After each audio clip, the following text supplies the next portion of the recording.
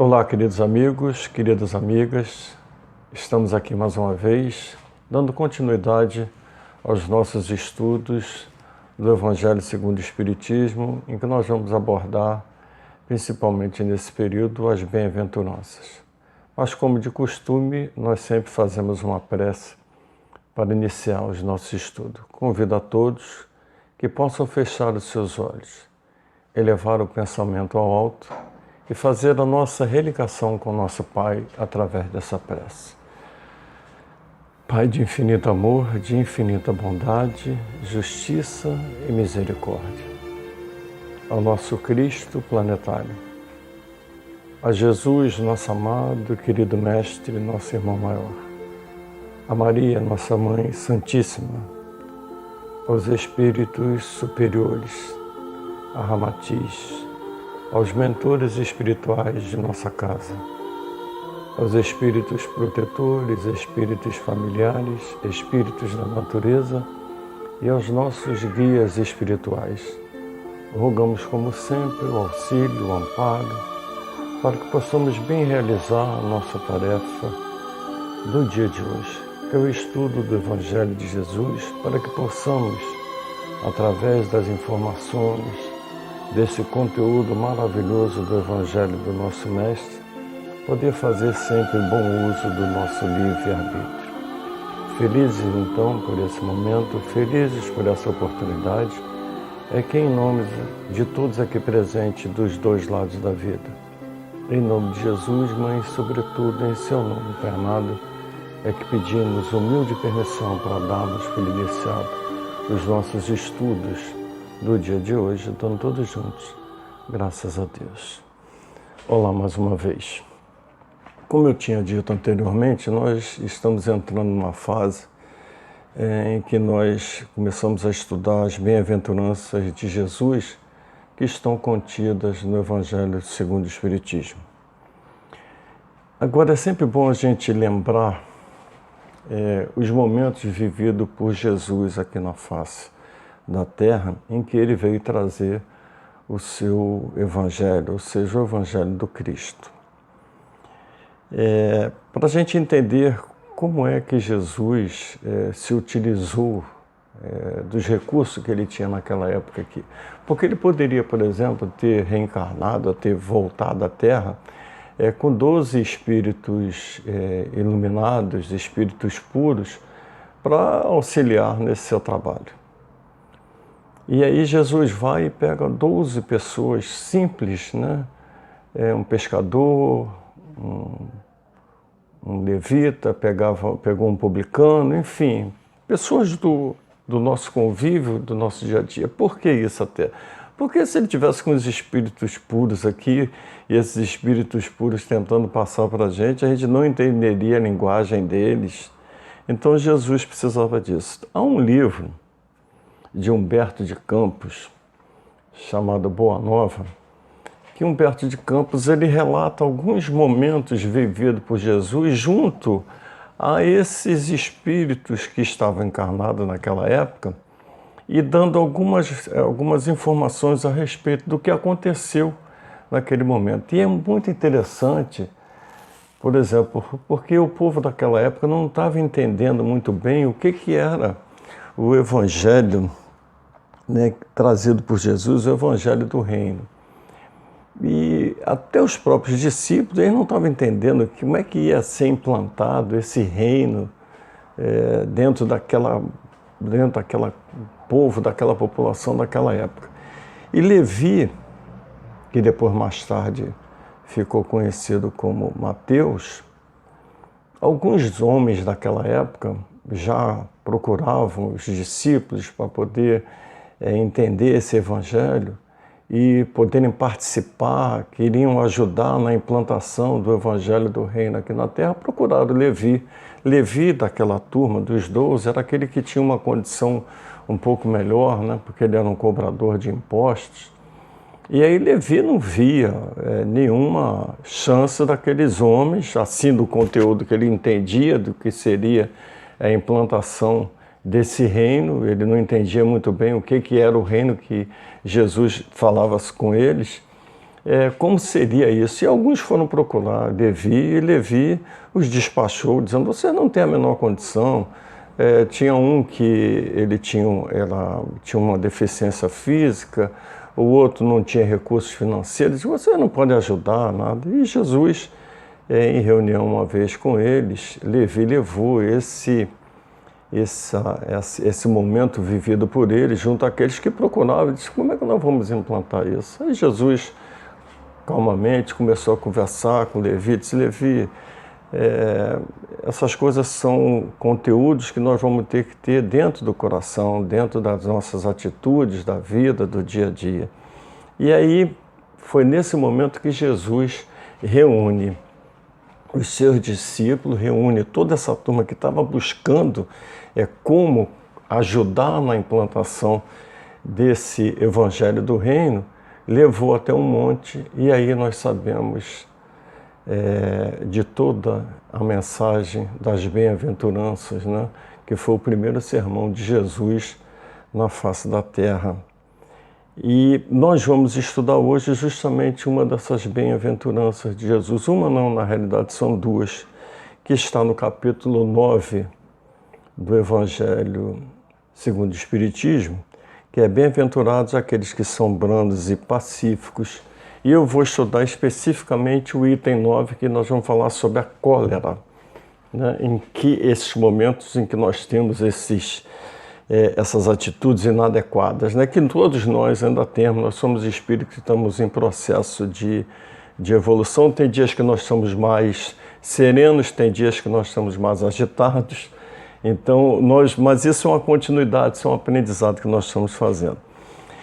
Quando Jesus fala: bem-aventurados os brandos, pois eles herdarão a terra, há necessidade de você conquistar uma virtude. E a virtude é a virtude do controle interno, do controle das suas emoções diante das situações que a vida vai nos apresentar. Um outro momento, Jesus fala das bem-aventurados os pacificadores, pois esses serão chamados filhos de Deus. Olha que coisa interessante, né? A virtude dessa bem-aventurança é a bem-aventurança do amor. As três primeiras bem-aventuranças do Evangelho de Mateus, só para a gente poder ter um entendimento, a conquista dessas virtudes é você com você. Por isso que é essa virtude dos mansos ou dos brandos, como às vezes em alguns evangelhos consta, é o controle interno. É você que tem que saber se controlar. As três primeiras é você com você. A quarta bem-aventurança, que é bem-aventurados que têm sede e fome de justiça, pois esses serão saciados, é uma bem-aventurança que é você com Deus, e a virtude de conquista é a virtude da fé.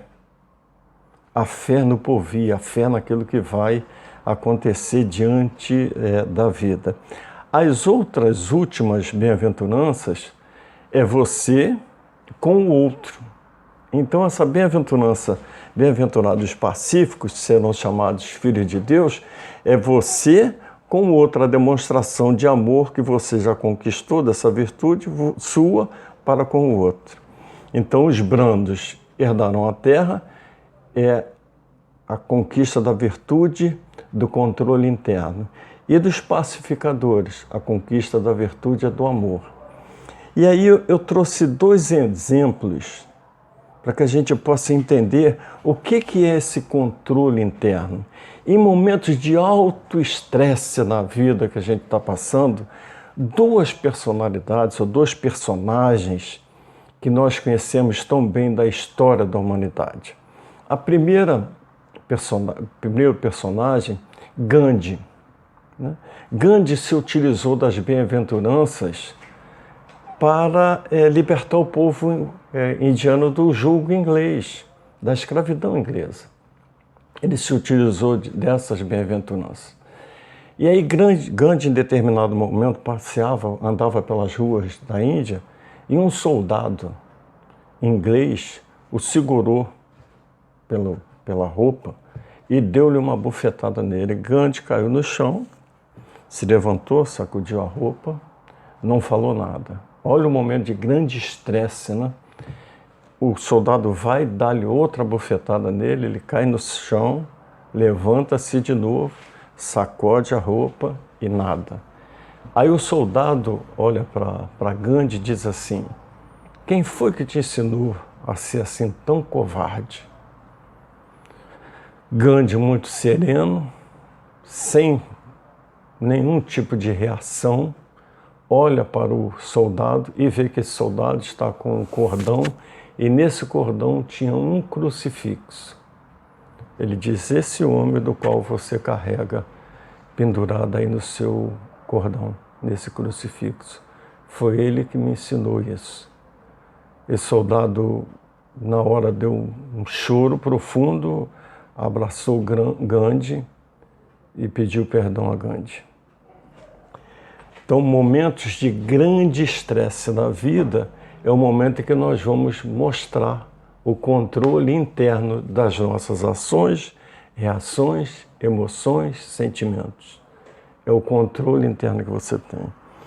E de todos esses personagens, aquele que nos ensinou, que nos passou isso, demonstra também, através da sua passagem pela Terra, esse controle interno e esse amor pelo seu próximo, que foi o próprio Jesus. Jesus, em determinado momento, Judas vai ao encontro de Jesus e Jesus já sabia que Judas iria traí-lo. Ele já tinha noção disso. Quando Judas chega perto de Jesus, Jesus chega para ele e diz assim: amigo, aqui vens. Olha só, você imagine você saber que uma pessoa vai lhe trair e quando essa pessoa chega perto de você, você a chama de amigo. Num momento de alto estresse. Então esse é o controle interno e a demonstração de amor para com o outro. Ele sabia das imperfeições de Judas, né? Depois, em determinado momento, Jesus é levado, é condenado, é preso, né? Vai ser preso. E naquele momento de muito estresse, porque a gente precisa, às vezes, é por isso que eu falei sobre esse livro Boa Nova, porque Humberto de Campos, é uma psicografia de Chico Xavier, ele aborda um pouquinho mais o ambiente que estava sendo formado naquela ocasião. Então imaginemos o que estava acontecendo, os soldados, né, indo ao encontro de Jesus, os soldados do sumo sacerdote atrás de procurar Jesus, vai no local onde estão reunidos vários homens e Jesus ali está também. E na hora em que o soldado Malco, um soldado sacerdote, né, daquela época do sumo sacerdote, vai prender Jesus, Pedro pega a espada e corta a orelha desse soldado. E aí a gente sabe o relato de Jesus com Pedro, mas Jesus vai lá, pega a orelha, coloca a orelha de volta no lugar. Então vocês imaginem essa situação de alto estresse. Naquele momento, o que é a demonstração dessa conquista já do controle interno, das suas ações, das suas reações, de como você vai agir diante dessas situações. É lógico que a gente não pode comparar hoje com aquele período de 2000 anos atrás, nós já evoluímos, mas é diante de certas situações para que a gente não se sinta ofendido, que a gente não sinta que os nossos estamos sendo inferiorizados diante de certas situações, para tomar as decisões mais adequadas e não agir como na maioria das vezes a gente age. Eu falo isso com vocês porque há momentos assim também, há momentos que eu mesmo ainda perco o controle, porque nós somos espíritos que estamos nesse processo de desenvolvimento e nós precisamos ir exercitando isso diariamente. Só para a gente ter uma ideia de como é que nós agimos às vezes dessa forma, eu não vou passar muitas encarnações passadas, vamos a 10 encarnações só, nós tivemos muito mais do que 10 encarnações para chegarmos hoje ao estágio, ao momento que nós nos encontramos.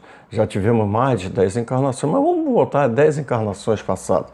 Essas 10 encarnações passadas, nós já fomos guerreiros, já resolvemos tudo na base da violência, da cólera, da ira, dessas ações, né, que tivemos. E tudo isso está aqui. Tudo isso está aqui. Não ficaram lá no passado. Elas estão comigo aqui. É tudo aquilo que eu vim conquistando ao longo dessas encarnações. E aí o que acontece? A mesma coisa que acontece com o aparelhinho que a gente conhece tanto hoje, o computador. Você vai lá, abre uma janela daquela em que você resolvia as coisas na base da violência e você acessa aquilo e aí você toma aquela reação. Violenta, né? Você toma aquela reação por um impulso de querer se defender, porque a gente não para analisar as situações. A cólera e dois espíritos, nesse item 9 do Evangelho segundo o Espiritismo, nós temos a mensagem de dois espíritos. Um é um espírito protetor, nossa, ele não identifica o seu nome, e o outro é o Hahnemann, que foi aquele que trouxe para a gente a homeopatia. Então, nos momentos de cólera, o nosso organismo sente, o nosso organismo vai ser afetado por essa ação. Então, quando Jesus fala isso, não é só porque você vai ofender o outro, é porque você vai se próprio ofender, você automaticamente vai passar por situações difíceis na sua constituição orgânica, física. Por exemplo, nos momentos de cólera, nós vamos ter perda de células que vão morrer, nós vamos falar coisas que vão ofender a outras pessoas. Então, tudo isso, por quê? Porque o nosso orgulho foi ferido, porque me fez me tornar uma pessoa inferior àquela pessoa. Então, nessas situações, a gente precisa aí desenvolver esse controle. Então, como o velho ditado, desconte até 10, respira fundo antes de você dar uma resposta, isso é uma realidade. Mas para a gente, eu vou ler para vocês um trechinho do que esse espírito protetor nos fala sobre esse momento, né? Esse momento de cólera que a gente tem, em que ele é extremamente nocivo a nós e nocivo ao outro também, né? Mas para a gente ter uma ideia como é que isso acontece, e para a gente, eu trouxe uma figura que eu estava fazendo o estudo, e aí eu me lembrei, eu tenho 2 netos, um está com 3, vai fazer 4, um tem 4, vai fazer 5. E aí eu estava me lembrando de um personagem que eles gostam muito, que dá mais ou menos uma ideia do que esse espírito protetor nos chama a atenção aqui nesses momentos de cólera. Que ele diz assim, ó, eu não vou ler todo o capítulo, fica para vocês lerem em casa, né, todo o item 9. Ele diz assim, em seu frenesi, o homem colérico ataca tudo, a natureza bruta, os objetos inanimados que quebra porque não lhe obedecem.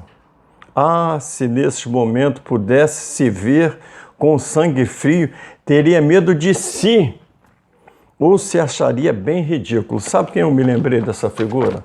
Na hora que eu estava estudando isso, eu me lembrei de um personagem que tem aí, que as crianças adoram, meus netos mesmo adoram ele, o Hulk. Vocês já viram o Hulk, né? Quando fica verde, dá aquela fúria toda. Eu tenho até um netinho, bem pouco tempo, que ele pediu para o pai dele pintar ele de verde. Quando eu chego, aí o pai filmou ele fazendo aquele gesto do Hulk, né? Da força. O outro, o pai deu um boneco grande, quase do tamanho dele, do Hulk. Então, para a gente ter uma ideia, a gente vira aquilo ali. Um ser irreconhecível. Se a gente pudesse olhar para a gente no momento em que nós estamos de cólera, a gente ia virar um verdadeiro Hulk.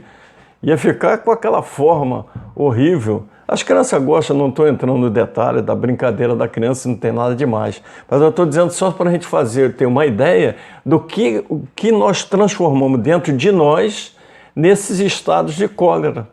Nós mudamos tudo, né? Saímos quebrando tudo e ofendendo tudo. O alemão Hahnemann, que trouxe, como eu falei para vocês, a homeopatia para a gente, ele dizia assim: o corpo não dá cólera àquele que tem. Isso é uma realidade. Não é o corpo que faz com que você se torne violento, é o espírito. Então, o que a gente precisa saber fazer? Esse aqui é a questão do controle interno. Como eu falei das encarnações que nós já tivemos. Quando vier esse estado de cólera, a gente transformar esses recursos que nós temos lá, das vivências que já tivemos no passado, transformá-las em luz. Transformá-las em momentos de lucidez, de como agir diante das situações de alto estresse, para que a gente não ofenda o outro, para que a gente tenha amor pelo outro, para que a gente tenha um controle interno e tomar uma decisão mais na paz, ser pacífico. Porque quando você tomar essa decisão em que você for um pacifista, você será chamado filho de Deus. É o que Jesus nos diz para a gente. Nessas situações de alto estresse, você será chamado filho de Deus, porque você foi um pacificador. Ao invés de você aumentar a ira, a briga, a cólera, você conseguiu apaziguar as situações. Esses exemplos que nós temos é aquilo que a gente procura buscar para fazer a nossa reforma íntima. Nós precisamos fazer isso. A reforma íntima é uma conquista e é algo que a gente vai fazer, praticar diariamente. No nosso cotidiano, a todo instante, nós vamos precisar estar sempre atentos, estar sempre observando as nossas ações, para que a gente possa ter o controle, e isso é diário. Como dizia Kardec, né? Reconhece-se um bom espírita pela sua perseverança diária em controlar as suas más tendências. Esse é o grande objetivo dessa mensagem do Evangelho segundo o Espiritismo. Que a gente possa empregar diariamente para domar essas nossas más tendências, que são das vivências que nós tivemos em outras vidas, que é o acervo que eu tenho.